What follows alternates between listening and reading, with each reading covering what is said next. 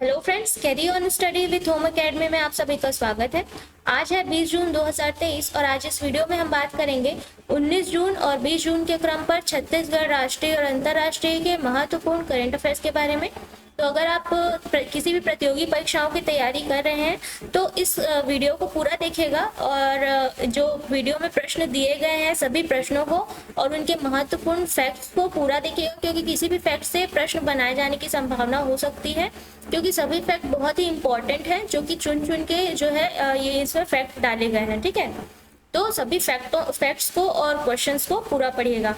और अगर चैनल को आपने सब्सक्राइब नहीं किया है तो सबसे पहले चैनल को सब्सक्राइब कर लीजिएगा, जिससे हमारे सभी वीडियोस आपको आसानी से अवेलेबल हो सके। तो चलिए स्टार्ट करेंगे कल के प्रश्न से। कल का प्रश्न है आपका, हाल ही में किस राज्य में कृषि त्योहार राजा मनाया गया है? तो इसका आंसर है उड़ीसा में। ठीक है, उड़ीसा में जो है कृषि त्योहार राजा मनाया गया है। 3 दिवसीय रज पर्व है ये। इसे जो है राजा पर्व, रज पर्व या रजो पर्व तीनों कहा जा सकता है। और ये जो है विशेषतः धरती माँ की माहवारी होने की खुशी में जो है मनाया जाता है। ठीक है, और ये स्पेशली उड़ीसा में लड़कियों का ये 3 दिनों का पर्व होता है। ठीक है, तो याद रखिएगा, इसे रज पर्व, रजो पर्व या राजा पर्व भी कहा जाता है और ये उड़ीसा में मनाया जाता है। चलिए अगला प्रश्न देखते हैं। आज का प्रश्न स्टार्ट करते हैं। राज्य के पत्रकारिता और साहित्य के उद्गम स्थल गौरेला पेंड्रा मरवाही में 19 जून को किनकी 152वीं जयंती मनाई गई है? तो 152 क्रम की जयंती अभी जो है पंडित माधवराव सप्रे जी की मनाई गई है। विस्तार पर बात करते हैं। गौरेला पेंड्रा मरवाही छत्तीसगढ़ में पत्रकारिता और साहित्य का उद्गम स्थल है एवं यहाँ हिंदी साहित्य की पहली कहानी का उद्गम हुआ था। यहाँ से सन 1900 में छत्तीसगढ़ मित्र अखबार का प्रकाशन प्रारंभ हुआ है और मुख्यमंत्री भूपेश बघेल ने 44.61 करोड़ रुपए के 57 विकास कार्यों की सौगात दी है अभी हाल ही में इस कार्यक्रम में। और साथ ही याद रखिएगा, उन्होंने स्वर्गीय माधवराव सप्रे, पूर्व प्रधानमंत्री इंदिरा गांधी और राजीव गांधी की प्रतिमा का अनावरण भी किया है। अगला प्रश्न देखते हैं। दुनिया के सबसे महंगे आम राजधानी में लाए गए आमों की प्रदर्शनी में देखने को मिले हैं और इसका नाम क्या है? तो आप याद रखिएगा, इस दुनिया के सबसे महंगे आम का नाम है मियाजाकी आम। ठीक है, ये दुनिया का सबसे महंगा आम है। विस्तार में बात करते हैं।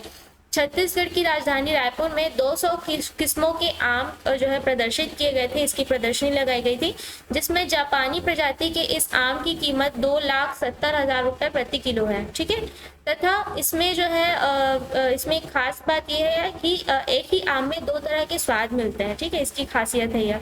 और इस प्रदर्शनी में मुख्यतः 2 किस्म के आम, हाथी झूल और दूसरा मियाजाकी आकर्षण के केंद्र रहे। मतलब इसमें कई 200 किस्मों के आम जो है प्रदर्शित किए गए थे, जिसमें ये जो 2 हैं किस्म हैं आम के, ये बहुत ही आकर्षण के केंद्र रहे हैं। नाम याद रखिएगा, हाथी झूल और मियाजाकी। ठीक है, हाथी झूल भी जो है हाथी झूल आम जो है सबसे बड़े आकार का आम होता है। इसका वजन जो है 2 से 5 किलो तक होता है। ठीक है, अगला प्रश्न है, हाल ही में किसका चयन कर्नाटक में होने वाले राष्ट्रीय प्रतियोगिता के लिए किया गया है? तो राज्य से आकांक्षा और साधना का चयन किया गया है राष्ट्रीय प्रतियोगिता के लिए। विस्तार पर बात करते हैं। भाटापारा में आयोजित 23वीं राज्य स्तरीय जूडो प्रतियोगिता में बिलासपुर के खिलाड़ियों ने 2 गोल्ड सहित कुल 5 पदक जीते हैं। टूर्नामेंट में बिलासपुर की आकांक्षा और साधना ने प्रथम स्थान प्राप्त कर गोल्ड मेडल जीता। कार्तिकेय और चांदनी ने सिल्वर मेडल जीता और शान घोष ने ब्रॉन्ज मेडल जीता है, जिसके आधार पर साधना और आकांक्षा का चयन 5 से 7 जुलाई तक कर्नाटक में होने वाली राष्ट्रीय प्रतियोगिता के लिए किया गया है। ठीक है, तो याद रखिएगा, आकांक्षा और साधना का चयन किया गया है, कर्नाटक में की जाएगी, राष्ट्रीय प्रतियोगिता आयोजित की जाएगी इसके लिए, और ये 5 से 7 जुलाई तक कर्नाटक में आयोजित की जाएगी। अगला प्रश्न देखते हैं।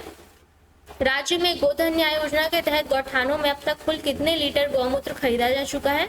तो कुल कितने लीटर गौमूत्र का क्रय किया जा चुका है? 2 लाख लीटर अब तक। ठीक है, विस्तार पर बात करते हैं। गोधन न्याय योजना के तहत गौठानों में 2 रुपए किलो गोबर और 4 रुपए लीटर गौमूत्र की खरीदी की जा रही है। याद रखिएगा, दोनों का याद रखिएगा, 2 रुपए किलो गोबर और 4 रुपए लीटर गौमूत्र की खरीदी की जा रही है, जिससे ब्रह्मास्त्र और जीवामृत की बिक्री में 51.10 लाख की आय हुई है, कुल आय हुई है, जो कि काफी है इन गौठानों के लिए, समूहों के लिए।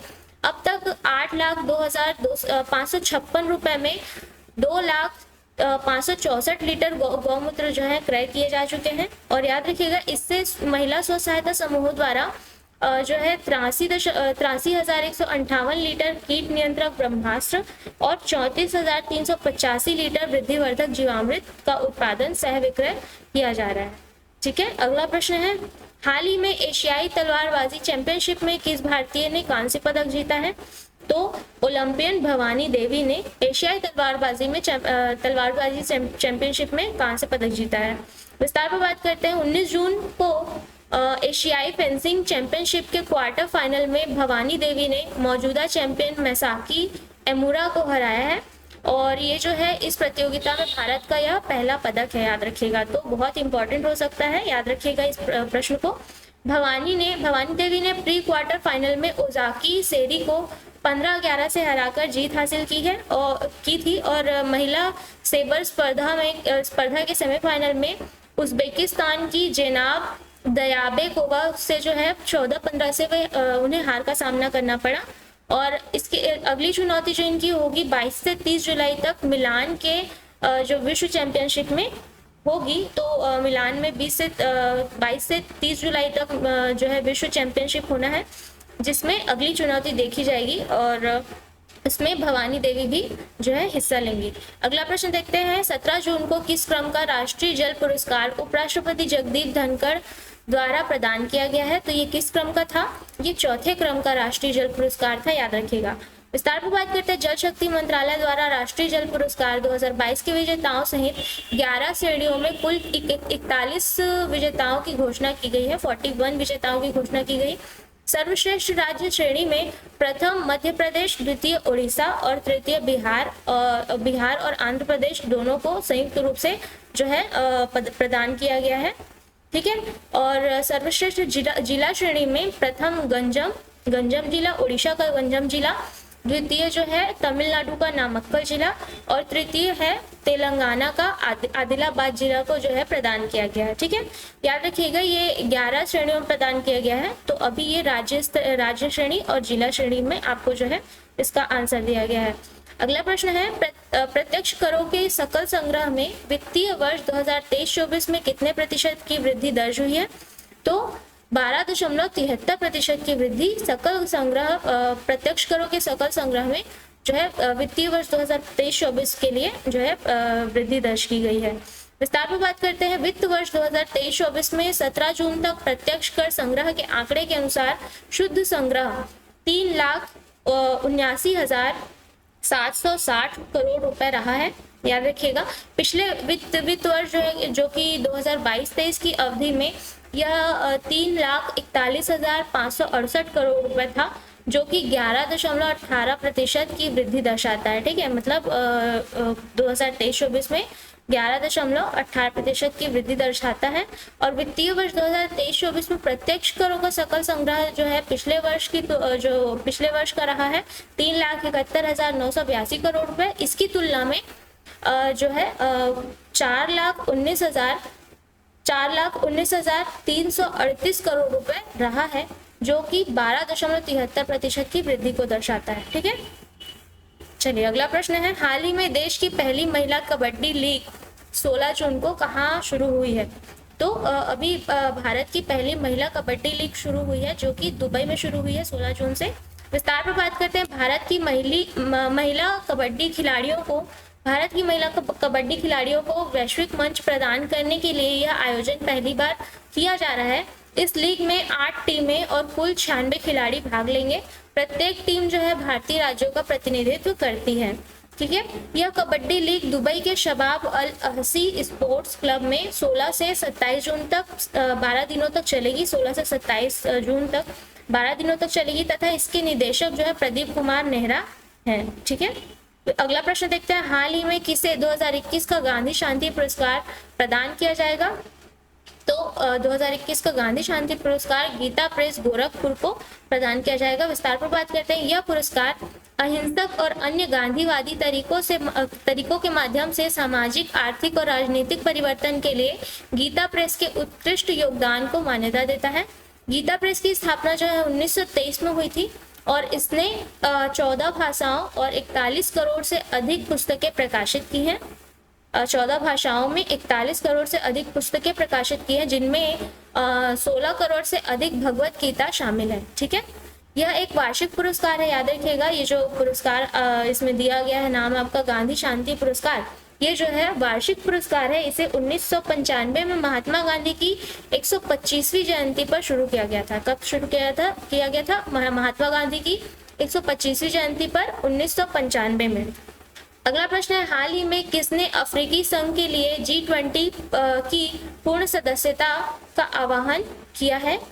तो प्रधानमंत्री नरेंद्र मोदी ने। विस्तार पर बात करते हैं। प्रधानमंत्री मोदी ने 20 देशों के समूह के सदस्यों में से अपने समकक्षों को इसके बारे में लिखा है और उन्होंने अफ्रीकी संघ के अनुरोध के अनुरूप यह प्रस्ताव दिया है। भारत सितंबर में नई दिल्ली में G20 शिखर सम्मेलन की मेजबानी करेगा। याद रखिएगा, सितंबर में G20 शिखर सम्मेलन की मेजबानी करेगा नई दिल्ली में। और अफ्रीकी संघ अफ्रीकी महाद्वीप के 55 देशों से बना है। याद रखिएगा, इसकी स्थापना, अफ्रीकी संघ की स्थापना 2001 में अफ्रीकी एकता संगठन को बदलने के लिए की गई थी और इसका मुख्यालय अदिस अबाबा यानी कि इथियोपिया में है। अगला प्रश्न है, हाल ही में मलेशिया को हराकर किसने विश्व स्क्वैश चैंपियनशिप जीत लिया है? तो अभी हाल ही में मिस्र ने मलेशिया को हराकर विश्व स्क्वैश चैंपियनशिप जीता है। विस्तार पर बात करते हैं। चेन्नई में हुए फाइनल्स में मिस्र ने मलेशिया को 2-1 से हराकर खिताब अपने नाम किया है। तीसरे स्थान पर भारत और जापान ने संयुक्त रूप से साझा किया है। ठीक है, मतलब पहले स्थान पर जो है गोल्ड जीता है मिस्र ने, सिल्वर जीता है मलेशिया ने, और तीसरे स्थान पर भारत और जापान संयुक्त रूप से रहे हैं। याद रखिएगा, इस अंतरराष्ट्रीय टूर्नामेंट में 8 देशों ने भाग लिया तथा इसकी शुरुआत जो है 13 जून 2023 को चेन्नई में हुई थी। 2023 चेन्नई विश्व स्क्वैश चैंपियनशिप स्क्वैश विश्व कप का चौथा संस्करण था। याद रखिएगा। ठीक है, अगला प्रश्न है, हाल ही में किस 2 बार अकादमी पुरस्कार से सम्मानित कलाकार का 87 वर्ष की आयु में निधन हो गया है? तो हाल ही में ग्लेंडा जैक्सन का जो है 87 वर्ष की आयु में निधन हो गया। इन्हें जो है 2 बार अकादमी पुरस्कार से सम्मानित किया गया था। विस्तार पर बात करते हैं। ब्रिटिश सांसद के रूप में उनका राजनीति में दूसरा करियर भी था। हाल ही में उन्होंने द ग्रेट एस्केपर का फिल्मांकन पूरा किया था, जिसमें उन्होंने माइकल केन के साथ सह अभिनय किया था। उन्होंने 1971 में विमेन इन लव और 1974 में अ टच ऑफ क्लास के लिए 2 अकादमी पुरस्कार जीता और 1992 में संसद के लिए चुनाव जीता है उन्होंने। ठीक है, उन्होंने 1992 में संसद के लिए चुनाव जीता और 2015 में राजनीति छोड़ने के बाद वह फिर से अभिनय में लौट गई थी। ठीक है, तो याद रखिएगा, इनका नाम ग्लेंडा जैक्सन जो है 2 बार अकादमी पुरस्कार से सम्मानित है, जिनका 87 वर्ष की आयु में निधन हो चुका है। अगला प्रश्न देखते हैं, हाल ही में दुग्ध संकलन साथी मोबाइल ऐप कहाँ लॉन्च किया गया है? तो इसका आंसर आपको कमेंट बॉक्स पर देना है। और साथ ही मैं बताना चाहूँगी कि हमारे एकेडमी में ऑफलाइन और ऑनलाइन क्लासेस अवेलेबल हैं। कॉम्पिटिटिव एग्जाम जैसे कि PSC pre, Vyapam, ADO, hostel warden classes available होंगी। अगर आप इंटरेस्टेड हैं तो दिए गए कॉन्टैक्ट नंबर पर कॉन्टैक्ट कर सकते हैं। अगर कोई जानकारी चाहते हैं तो कॉन्टैक्ट कर सकते हैं या विजिट कर सकते हैं हमारे एकेडमी में, ओम एकेडमी, अमर कॉम्प्लेक्स, गांधी चौक, जूना बिलासपुर में। तो आज के वीडियो में इतना ही। अगर आपको वीडियो पसंद आई हो तो लाइक और शेयर करिएगा और चैनल को सब्सक्राइब कर दीजिएगा। तो कल मिलते हैं अगले वीडियो में। धन्यवाद।